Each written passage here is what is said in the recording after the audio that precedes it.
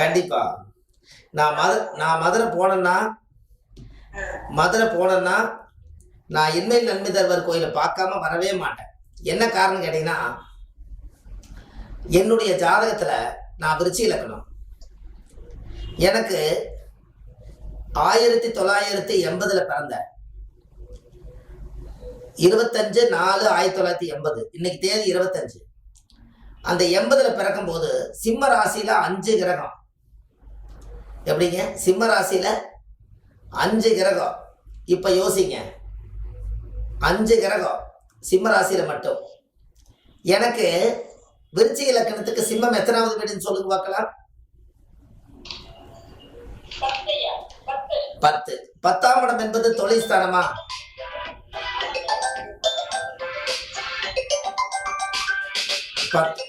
பத்தாம் இடம் வந்து தொழில் ஸ்தானங்களா? அப்ப 10ஆம் இடத்துல 5 கிரகத்தையுமே என்னுடைய லக்னாதிபதி செவ்வாய் போய் சிம்மத்துல உட்கார்ந்து 4 கிரகத்தோட சேர்ந்து 5 கிரகம் என்னோட ஜாதகத்துல முடக்கு.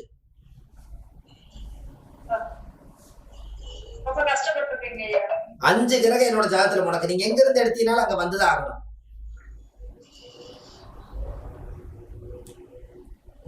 புரியுதுங்களா? 2ஆம் அதிபதி விருச்சிக லக்னத்துக்கு லக்னாதிபதியே முடக்கு. அப்ப 2ஆம் அதிபதி குரு 10ல முடக்கு. 3ஆம் அதிபதி சனி 10ல முடக்கு. 4ஆம் அதிபதி சனி 10ல முடக்கு. 5ஆம் அதிபதி குரு 10ல முடக்கு. 6ஆம் அதிபதி செவ்வாய் 10ல முடக்கு. 7 குடைவர் ஸ்ட்ராங்கு. 8ஆம் அதிபதி புதன் நீசம். 9ஆம் அதிபதியும் 10ல முடக்கு. 10ஆம் அதிபதியும் 10ல முடக்கு. 10ஆம் அதிபதி உச்சம் எனக்கு. அப்போ 5 கிரகம் எனக்கு முடக்கு.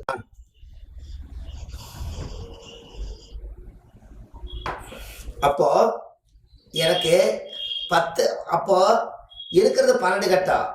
இதுல 8 9 பாவகம் போய் 10ஆம் பாவத்துல முடங்கிருச்சு. சூரியன் தப்பிச்சிருக்குது முடக்கல, புதன் தப்பிச்சிருக்குது, சுக்கிரன் தப்பிச்சிருக்கிறாரு. மொத்தம் 6 கிரகம் எனக்கு முடக்கு. லக்னாதிபதியோட சேர்த்து 7. ரைட்டு. 7 கிரகம் ஒரு முடக்கு ராசியில இருந்து நாம் இந்த உலகத்துல எனக்கு தெரிஞ்சு ஒரு 2-3 தொழில் 2-3 ஆபீஸ் நம்ம தொழில் பண்றோம். இன்னைக்கு ஆபீஸ்க்குள்ள ஒரு 10 பேர் வேலை செய்யறாங்க. இந்த மாதிரி ஆதிகால பரிகார புத்தகம் 1736 பரிகாரம் நம்ம எழுதியிருக்கோம். ஒரு 1000 கணக்கான அனாதிபாடியை நம்ம அடக்கம் பண்ணியிருக்கோம். 39 ஜோதிட மாநாட்டுக்கு அன்னதானம் பண்ணியிருக்கோம். எல்லாமே தொழில இருந்துதான் சம்பாரிச்சு செஞ்சிருக்கோம். நம்ம பேர்ல எந்த ட்ரஸ்டோ சர்வீஸோ வருமானமோ நம்மளுக்கு கிடையாது. ஜோசியத்துல இருந்தே நம்ம செஞ்சிருக்கோம். அப்ப இந்த முடக்கு தோஷத்துக்கு முதல் ரொம்ப காலமா இன்மையிலும் நன்மை தருவார் கோயில் தெரியாம போய் லக்னாதிபதியே முடக்கா இருக்கிறதுனால முதல் இன்மையில் நன்மை தருவார் கோயில முடக்க படிச்சு அதை உடைக்கிறதுக்கு முதல் இன்மையிலும் நன்மை தருவார் கோயிலுக்கு நான் போயிட்டு வந்தேன். அந்த கோயிலுக்கு போய் சாமிக்கு வந்து சகசரநாம பூஜை பண்ணி என்னுடைய ஜாதகத்தை கொண்டு போய் சிவலிங்கத்து மேல 3 மணி நேரம் வச்சிருந்து சகசரநாம பூஜை பண்ணி சக்கரை பொங்கல் நைவேத்தியம் பண்ணி அங்க கால பைரவர் பயங்கர பவர்ஃபுல்லான ஒருத்தர் இருக்கார். அவருக்கும் பூஜை போட்டு நவகிரகத்துக்கும் பூஜை போட்டு சாமி கும்பிட்டு ஒரு நாள் பூரா நான் இன்மை நன்மை தருவார் கோயில் இருந்ததுக்கு அப்புறம் தான் 10ஆம் இட முடக்கு தோஷம் நிவர்த்தியாச்சு. இப்ப சொல்லுங்க, நான் அந்த கோயிலுக்கு போகாம விட முடியுமா சொல்லுங்க? 10ல 5 கிரகத்தை முடக்க உடைச்சு கொடுத்துருக்காரு. எல்லா கோயிலுக்கும் நம்ம அதுக்கு முன்னாடி போயிருப்போம்ல நிறையா. யூடியூப் வந்து ஒரு 15 வருஷத்துக்குள்ளதான் வந்தது. ஆனா நம்ம ஜோதிட தொழில் 30 வருஷமா செய்யறோம். அப்ப 15 வருஷமா கர்மாக்குள்ளதான் மாட்டியிருக்கோம். என்னைக்கு இந்த முடக்க கண்டுபிடிச்சு என்னென்னமோ பரிகாரம் பண்றோம், எத்தனையோ கோயிலுக்கு போயிட்டு வரோம், எத்தனையோ கடலை போய் குளிக்கிறோம், எத்தனையோ தர்ம சிந்தனை இருக்குது, எல்லாம் பண்ணி பார்க்கறோம். நம்ம நினைச்ச இலக்கை அடைய முடியலையே, இது எங்கேயோ தப்பு இருக்குதுன்னு சொல்லி இந்த முடக்க கண்டுபிடிச்சு அப்பாவோட உயிர் கருவில இருந்து உருவானதை கட் பண்ணி விட்டா நான் பிறந்த யோகத்தை நானே பார்க்க முடியும்னு முடக்க கண்டுபிடிச்சதுனாலதான் நம்மளை பத்தி நம்மளே தெரிஞ்சுக்கிட்டோம். எப்படி?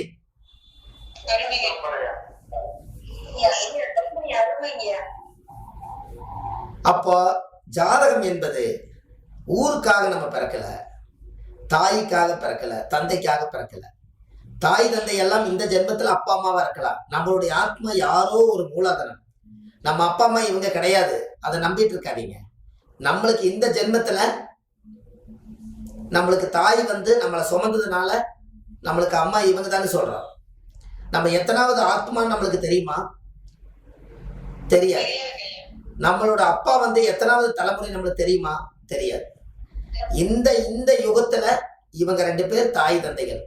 இந்த ஒரு ஆத்மா, என்னுடைய ஆத்மா உருவாகிறதுக்கு அந்த தந்தை ஒரு காரணம், அந்த ஆத்மாவை சுமக்கிறதுக்கு ஒரு தாய் ஒரு காரணம். அதனால நம்ம அம்மாவையா அப்பாவையா வச்சுக்கிட்டோம்.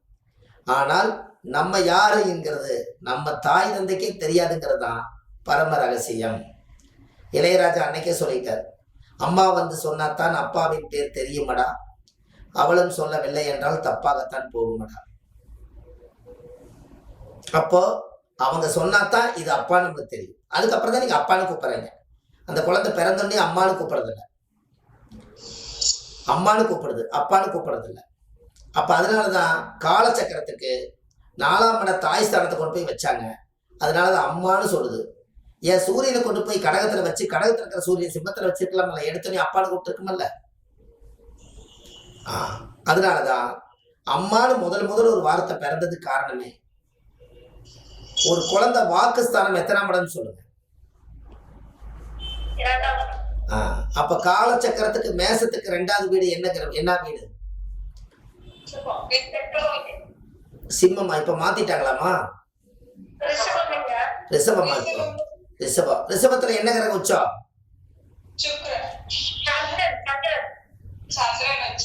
Very good. சந்திரன் உச்சம். சந்திரன் வந்து உறவுல யாரு? அம்மா. அதனாலதான் அந்த குழந்தை பிறந்தோடனே முதல்ல அம்மானு கூப்பிடுது.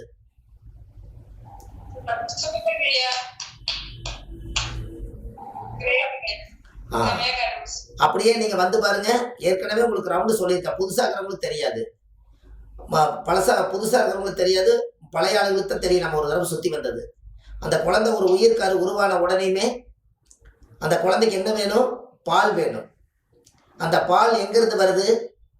காலச்சக்கரத்துக்கு 4ஆம் இட தாய், மேச தலை, ரிஷப கழுத்து, மிதன தோள்பட்ட, கடக மார்பு. அப்ப இந்த கடகம் என்பது மார்பகம். அப்ப ஒரு தாயுடைய தாய்ப்பால் குடிக்கிற இடம் தன்னுடைய பெண்களுக்கு நெஞ்சுதான். அங்க இருக்கக்கூடிய நெஞ்சுக்கு அதிபதி சந்திரன் போய் அந்த குழந்தை வாய் துறக்கிற இடத்துல போய் உச்சமானதுங்க எடுத்தா அந்த பால் அந்த குழந்தைக்கு கிடைச்சு அது உயிரோடு இருக்குது. அதை குடிச்சு முடிஞ்ச உடனே அறிவு வேணும். அந்த குழந்தை வந்து பால் குடிக்கிறதுக்கு தாய் தான் வந்து வயிற்ற நொப்புது. யாருக்கு? அந்த குழந்தை பிறந்ததுக்கு. அந்த குழந்தை வந்து பால் குடிச்சு அங்க ஒரு ஏப்பம் வந்தது. அதுதான் அந்த காலத்துல சுக்கரனுடைய ராகம். அது அங்க ஒரு ஏப்பம், தாய்ப்பால் குடிச்சதுக்கு காரணம் அங்க சுக்கரன் என்பது பகல்ல தாயி, சந்திரன் என்பது இரவுல தாயி. இந்த ரெண்டும் சேர்ந்து சுதி பிடிச்சு ராகம் பண்ணதுனாலதான் சுக்கரன் இசைக்கு உள்ள வந்தார். அதனாலதான் அந்த குழந்தை தூங்கும் போது ராரி ராரி ராரோ அப்படின்னீங்கல்ல. அப்ப இந்த ராரி ராரி ராரோங்கிறது எங்க வந்துச்சு? அங்க என்ன கிரகம் உச்சம்? அங்க என்ன கிரகம் உச்சம்? சரி, என்ன கிரகம் நீசம்? ஏன் சார்? ராகு கேது. ராகு கேது நீசம். அப்ப ராகு கேது நீசம் இருக்கிறதுனாலதான் என்ன பண்றான் சார்? எங்க இருக்கீங்க? சரி வாங்க வாங்க வாங்க, போன் எல்லாம் அடிக்க சைலண்ட்ல போடு. அப்போ ராகு வந்து அங்க இருக்கிறதுனாலதான் பாட்டு முதல்ல என்ன பாட்டு வந்தது? ரா வந்ததுனாலதான் ராரி ராரி ராரோ அப்படின்னு வந்ததுக்கு இதான் காரணம். இப்ப புரியுதா உங்களுக்கு? அங்க ராகுதான் உள்ள வந்தார். அப்ப உடனே அந்த குழந்தை என்ன பண்ணுது? அந்த நீசம் அந்த பாட்டு பாடினோடனே அந்த குழந்தைக்கு ஒரு சுகம் கிடைக்கும். அதுக்கு அடுத்தது அதுல இருந்து அசுவனி, பரணி, கிருத்திகை, ரோகிணி. அப்ப மிருகசீரிஷுக்கு போது 5 நட்சத்திரம் தாண்டிடுச்சு. இந்த 5 நட்சத்திரம் தாண்டினாலே அந்த காலத்துல 5 வயசுனாலே காது எத்துச்சுன்னா கொண்டு போய் ஸ்கூல்ல விட்டுருவாங்க. கரெக்டுங்களா? அப்போ மேசம் ரிஷபத்தை சொல்லிட்டீங்க. 3ஆம் இடம் வந்து தகவல் தொடர்பு, தகவல் வந்து காது. அதனால 5 வயசு ஆனா குழந்தை காது எத்துச்சான்னா பள்ளிக்கூடம் போயிடலாம். அதனாலதான் புதன் வீடா வருது. எப்படி? அது புதன் வீடா வருது. அப்ப புதன் என்பது அறிவு உருவாகக்கூடிய இடம். புதன் என்பது அறிவு உருவாகக்கூடிய இடம். அப்போ படிச்சு போட்டு நேரா அது எங்க வருது? ஆரம்ப கல்வி படிச்சா 4ஆம் இடம். அதனால தாயுடைய மடிக்கு வருது. அப்ப 4ஆம் இடம் தான் தாய். அப்ப அந்த தாயுடைய மடியில வந்து சந்தோஷமா அது இருக்கிறதுக்கு காரணமே அது ஒரு சந்தோஷத்தை கொடுக்குற இடம் 4ஆம் இடம். அந்த 4ஆம் இடத்துல முதல் முதல் என்ன குழந்தைக்கு வாகனம் வாங்கி கொடுத்தாங்கன்னு சொல்லுங்க பார்க்கலாம். நடவண்டி வாங்கி கொடுத்தாங்க. அதுக்கு முன்னாடி தாயோட இடுப்பு தான் முதல் குழந்தைக்கு வாகனம். முதல் 2 காலு, அப்ப நடவண்டி 3 கால், அது ஆட்டோ மாதிரி. அப்ப 2 கால நடக்கும்போது இந்த 2 காலத்துக்கு இடுப்புல போட்டுட்டு அந்த அம்மா வாட்டுக்கு நடந்து போயிட்டே இருப்பாங்க. அப்ப குழந்தைக்கு வந்து முதல் வாகனம் பெற்ற தாய் வந்து இடுப்புல எடுக்கின இடம் தான் 4ஆம் இட சுகம். அது ஏன் அப்படின்னு கேட்டீங்கன்னா, அந்த 4ஆம் இட சுகம்னு எதுக்காக வச்சாங்கன்னா, ஒரு குழந்தை கத்தி குமுறும் போது அந்த காலத்துல பாத்தீங்கன்னா அவங்க புடவையில வந்து ஒரு தொட்டல் மாதிரி அழகா போட்டு, அந்த ஊசி வாசிக்காரங்கள்லாம் எப்படி அழகா குழந்தைய பிச்சுக்கிட்டு அவங்க வேலை செய்யறாங்க, அந்த மாதிரி தொட்டல்ல வந்து படுக்க வச்சு தாயோட குரல் வயிற்றுலையும் கேட்டுட்டு, அந்த தாயோட குரல் வயிற்றுலையும் கேட்டுட்டு, அந்த தாயோட மடியோட உடம்பு சுகத்திலேயே அந்த குழந்தை வந்து அழகா தூங்குமா. அதனால 4ஆம் இட சுகம்னு வச்சிருக்காங்க. எப்படி அப்படித்தான் வச்சிருக்காங்க. அப்ப அந்த 4ஆம் இடம் என்பது தாய், வீடு, வாகன, சுகம். இது எல்லாம் இந்த காரகத்துவத்தை நீங்க படிக்கும் போது தாய் தாய் தான். வாகனம் என்பது அந்த குழந்தைக்கு முதல் வாகன தாயோட இடுப்பு தான். சுகம் என்பது அந்த அம்மாவுடைய தோல்ல சாஞ்சு தூங்கி எந்திரிச்ச சுகம் இருக்குது பாருங்க, அது சுகம்தான். வீடு என்பது அந்த வீட்டுல வந்து தொட்டல் கட்டி ஆட்டின இடமும் சுகம்தான். அதனாலதான் தாய், வீடு, வாகன, சுகம், இருப்பிடம்னு வச்சாங்க. எப்படி இதுதான் முதல் ஆரம்ப காரகத்துவம். இன்னைக்கு எத்தனை வேணாலும் எடுக்கலாம். இன்னைக்கு பட்டாம்பூச்சி சொல்றாங்க, என்னென்னமோ சொல்றாங்க, அது ஓகே. ஆனால் 4ஆம் இடம் என்பது அப்போ இந்த குழந்தைக்கு தாயுடைய உறவு நம்மளுக்கு கிடைச்சிருச்சு. அப்ப அந்த குழந்தை மேசத்துல இருந்து உயிர் குடிச்சு வந்து பால் குடிச்சு கள்ளிக்கூடம் போய் தாயோட மடி வந்து சுகம்னா என்னங்கிறது தாய் கிட்டத்தான் உணர்ந்தது முதல் குழந்தை. அதுக்கு அடுத்து 5ஆம் பாவம். 5ஆம் பாவம் என்பது என்ன அப்படின்னா, சூரியனோட வீடு வரும். இங்கதான் அம்மா அப்பா 2 பேரும் வந்து குழந்தைக்கு இதுதான் வந்து மைண்ட்ல இதுதான் அப்பான்னு சொல்லி கொண்டு போய் வச்சது. சிம்மத்தில் இருக்கக்கூடிய சூரியனா அம்மா வந்து சொன்னதுக்கு அப்புறம் தான் அப்பா வந்து கனெக்ட் ஆகிறார் உள்ள. அப்ப காலச்சக்கரத்துக்கு அது மேசம், மேசத்துக்கு சிம்மம் தான் 5ஆம் பாவம். இந்த 5ஆம் இடம் என்பது குழந்தை, காதல், பூர்வீகம், குலதெய்வம், பெரியோர்கள். இது எல்லாமே 5ஆம் பாவம். அந்த குழந்தைக்கு அந்த 5, 6, 7 வயசுக்கு அப்புறம் தான் இது தாத்தா அப்படிங்கிறது, தாத்தாவோட வீடு, இது தாத்தாவோட சொத்து, தாத்தா கட்டின குலதெய்வ கோயில், இது எல்லாம் வந்து அந்த 5ஆம் பாவம் சூரியன் கிட்ட சொல்லி இது அப்பாவோட அப்பா இதெல்லாம் சொன்னது இந்த 5ஆம் பாவம். அதனாலதான் 5, 3, 15 ஆயிடுச்சுங்களா. நட்சத்திரமா கணக்கு போட்டீங்கன்னா 5, 3, 15 நட்சத்திரம் வந்துருச்சா சிம்மத்தோட. 6, 3, 18ன்னா அப்ப 5ஆம் இடம் என்பது காதல். காதல் வர்ற அந்த ஓரம் வயசு பிள்ளை ஆகிறதும், வயசுக்கு வந்துட்டேன்னு சொல்றதும், வயசு பையனாகிறதும். 5ஆம் இடங்க உஷ்ணம் என்பது ஒரு பெண்ணுக்கு வந்து அந்த சூடு வந்து உடம்புல ஹீட் அதிகமாகி அந்த உஷ்ணம் வந்து வெளியே ஏறதுக்காக அந்த இடத்துல கரெக்டா அங்க என்னென்ன நட்சத்திரம் இருக்குன்னு கரெக்டா சொல்லுங்க. கன்னி பெண்ணுக்கு கன்னி ராசியில் என்ன நட்சத்திரம் இருக்குது? உத்தர நட்சத்திரம் இருக்குது, அஸ்த நட்சத்திரம் இருக்குது, அப்புறம் சித்திர நட்சத்திரம் சித்திர நட்சத்திரம் 2ஆம் பாதம். அப்ப இந்த சித்திர நட்சத்திரம் 2ஆம் பாதம்னா அப்ப உத்தரம், அஸ்தம், சித்திரைனா நல்லா பாருங்க. உத்தர நட்சத்திரம் வந்து 1ஆம் பாதம் போய் மீதி 3 பாதம் வந்து சூடு வந்து சூரியன் கிட்ட இங்க வந்துருச்சு. அப்ப இந்த கன்னி பெண்ணுக்கு உடம்புல சூடு உஷ்ணம் அதிகமாயாச்சு.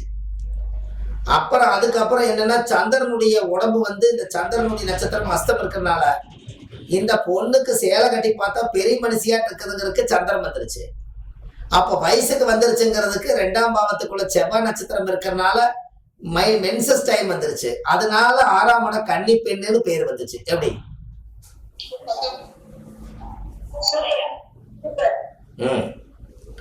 கன்னி பொண்ணாயிருச்சு. அதே குழந்தைத்தான் மேசத்துல குழந்தைன்னு சொன்னீங்க. இந்த கன்னி ராசிக்குள்ள வந்தோடனே இந்த பொண்ணு பெரிய மனுஷி ஆயிடுச்சுங்கிறீங்க. அப்ப பெரிய மனுஷி ஆயிட்டாங்க அப்படின்னு ரைட்டு. அப்ப 6ஆம் பாவம் தான். அப்ப இந்த பொண்ணு வந்து ஆசைய 5ஆம் பாவம் வந்து காதல், 6ஆம் பாவ கன்னி பெண்ணுடைய வயசு பெரிய மனுஷி ஆயாச்சு, ஒரு குழந்தை பெத்துக்கிற அளவுக்கு கன்னி ராசியில தயாராயாச்சு. அப்ப இந்த கன்னி பெண்ணா இருக்கக்கூடிய அந்த கன்னி ராசிக்குள்ள அவங்க ஒரு ஆண் வந்து ஒரு பெண்ணோட சேர்ந்தால் ஒரு குழந்தை பெத்துக்கிற அளவுக்கு ஏத்துக்கிற அளவுக்கு இருக்கிற உடம்பு வந்து பெரிய மனுஷி கன்னி வீடு தான். அங்க தைரியமான கிரகம் செவ்வாயும் சூரியனும் சந்திரனும் சேர்ந்தால் அம்மா ஆகிறது அப்பாவாகிறதுக்கு உண்டான தகுதியும் அந்த லக்னத்துக்கு 6ஆம் பாவத்துல கொண்டு வந்து கரெக்டா போய் உட்கார்ந்ததுனாலதான் இந்த பெண்ணு வந்து கல்யாணத்துக்கு தகுதியாக வரைக்கும் கன்னிராசி கடைசி. அப்ப இந்த பொண்ணுக்கு ஆசை உருவாகக்கூடிய இடமும் உடம்புல இருந்து உஷ்ணம் வெளியாகக்கூடிய இடமும் மாதவிடாய் வரக்கூடிய காலமும் ஒரு பெண்ணுக்கு எந்த இடத்துல அந்த காலத்துல கண்டுபிடிச்சாங்கன்னா மேச ராசியிலிருந்து கன்னி ராசிக்குள்ள வரும்போது காலச்சக்கரத்துல தான் அவங்களுக்கு மாதவிடாய் வந்து கொண்டு வந்தாங்க. அப்ப இந்த பொண்ணுக்கு வந்து இனிமேல் கல்யாணம் பண்ணி வச்சிடலான்னு சொன்னதுனால இந்த இடத்துல 7ஆம் பாவம் கல்யாணம், அப்படித்தானே? 7ஆம் பாவம் தானே கல்யாணம். உங்களுக்கு எல்லாம் போர் அடிக்குதுங்களோ? அடுத்த வாரம் படிச்சுக்கலாம். அப்படியா கேக்குறீங்க? ரைட். 7ஆம் பாவம் தான் கல்யாணம். 7ஆம் பாவ கல்யாணம் என்ன கல்யாணம்னா அங்கீகாரமான கல்யாணம். இதுதான் முதல் கல்யாணம். வாழ்க்கையிலேயே ஒரு ஆணும் பெண்ணும் சேரக்கூடிய இடம் துலாம் வீடு. அதனாலதான் துலா ராசியில ஒரு பெண்ணுக்கு வந்து அந்த இடத்துல துலா ராசியில சமமான வாழ்க்கை வாழணும், ஒருவருக்கு ஒருத்தரா வாழணும்னு சொல்லி துலாம் என்பது நீதி தாயை கொண்டு வந்து கரெக்டா வச்சு இந்த உலகத்துல நீ வந்து தலைமுறையை உருவாக்குறதுக்கு ஆணும் பெண்ணும் சேர்ந்து இந்த உலகம் பூரா நீ அங்கீகாரமான நீதான் எனக்கு புருஷன் நீதான் எனக்கு பொண்டாட்டின்னு கையை கோர்த்து ஊர்வலம் போக வரைக்கும் இந்த துலாம்ங்கிற 2 தட்டுத்தான் ஆணும் பெண்ணும். இந்த இடத்துலதான் 2 பேரும் 7ஆம் இட தாம்பத்தியம் உடல் சேரக்கூடிய இடம் இந்த மேசத்துக்கு 7ஆம் இடம். அதனாலதான் அது கல்யாணம் என்று வரும். கல்யாணம்ங்கிறீங்களே, கல்யாணம் எங்க பிறந்ததுன்னு பாருங்க. கன்னி ராசி கன்னி கலியனுங்கிறதுக்காக கன்னி கலியனும் காலப்போக்குல கல்யாணம் வந்துருச்சு. என்னங்க? கன்னி கலியறாங்கிறதுக்கு பேர் தான் கன்னியா தானம் என்று போகும். அந்த காலத்துல ஆதி காலத்துல ஒரு கன்னி பெண்ணை இன்னொரு வீட்டுக்கு தானமா நம்ம கொடுக்குறோமா, அதனால காலப்போக்குல கன்னியா தானம், அப்புறம் கன்னி தானம், அப்புறம் கலியாணம் கழியுது. அவங்களோட கர்மா கழிஞ்சு அசட்டுகள் எல்லாம் வெளியேறி ஒரு வாரிச உருவாக்குறதுக்கு அங்கீகார கல்யாணம் 7ஆம் பாவத்தில் நடக்குது. அப்ப இந்த 7ஆம் பாவத்துலதான் இந்த கல்யாணம் பிறக்குது. இப்ப எல்லாத்தோட ஜாதகத்திலையுமே இப்ப இந்த கல்யாணம் 7ஆம் பாவம்னு சொன்னா அப்ப யாரு ஜாதகத்தில துலா ராசியை எந்த கிரகம் பார்க்கலையோ அவங்களுக்கு கல்யாணம் வாழ்நாள் முழுவதும் ஆகாது. 9 கிரகங்களும் துலா ராசி பார்க்கலைன்னா அவங்களுக்கு கல்யாணம் ஆகாமையே கடைசி காலத்து வரைக்கும் வாழ்ந்து அவங்க சன்னியாசியாத்தான் போகணும். அதனாலதான் அந்த 7ஆம் பாவத்தை 9 கிரகத்துல பார்வையோ சேர்க்கையோ இல்லைன்னா அவங்களுக்கு கல்யாண வாழ்க்கை மேலேயே விருப்பம் வராது. அதனாலதான் கல்யாணம் என்பது அங்கீகாரம். சரி, அடுத்தது கல்யாணம் பண்ணிட்டீங்க, கல்யாணம் ஆணும் பெண்ணு சேர்ந்தாச்சு. அவங்க 8ஆம் பாவம் என்பது என்னன்னு கேட்டீங்கன்னா ஆசீர்வாதம். உடனே நம்ம ஆளுக்கு சொல்லிடுவாங்க தீர்க்க ஆயுளோடு மகராசிய நீ நல்லா இருக்கு. அங்கனாலதான் 8ஆம் பாவம் வேலை செய்யுது. கரெக்டா? கல்யாணம் பண்ணிட்டு போய் பெருவி காலில் விழுகிறீங்கல்ல, தீர்க்காயில் பவா, தீர்க்காயில் சுபா, தீர்க்க சுமங்கலி சுபான்னு. சுமங்கலின்னா என்ன? ஒரு பெண்ணுக்கு 8ஆம் இடம் மாங்கல்யம், அதனால தீர்க்க சுமங்கலின்னு சொல்றீங்க. அதனால இந்த 8ஆம் பாவத்தை இயக்கி வச்சிருக்காங்க அந்த காலத்துல. இதுல ஒரே ஒரு சீக்கிரட் என்னன்னா, தப்பான வார்த்தை கிடையாது, ஒரிஜினல் வார்த்தை தான். 6ஆம் பாவம் கன்னி, 8ஆம் பாவம் ஆயில் மரணம். 6ஆம் பாவம் கன்னி, 8ஆம் பாவம் மரணம். அப்போ ஒரு பெண்ணோட ஒரு ஆணும், ஒரு பெண் ஒரு ஆணோட வாழ்ந்தால் பூர்ணமா வாழுவீங்க, எந்த தப்பு வராது. 4 பொண்ணு 5 பொண்ணு தாரம் எல்லாம் நிறைய பொண்ணோட வாழ்ந்தால் 6ஆம் பாவம் என்பது நோய் வந்துடும். நோய் வந்தா மரணமா உறுதியாயிரும். அதனால 6ஆம் பாவம் இல்லாம 8ஆம் பாவத்தை இயக்காம 7ஆம் பாவம் நீதி தாயா கரெக்டா வாழுங்கிறதுக்காகத்தான் அங்க துலா ராசியை கொண்டு போய் அந்த காலத்துல முன்னோர்கள் அதை வச்சிருக்காங்க. எப்படி?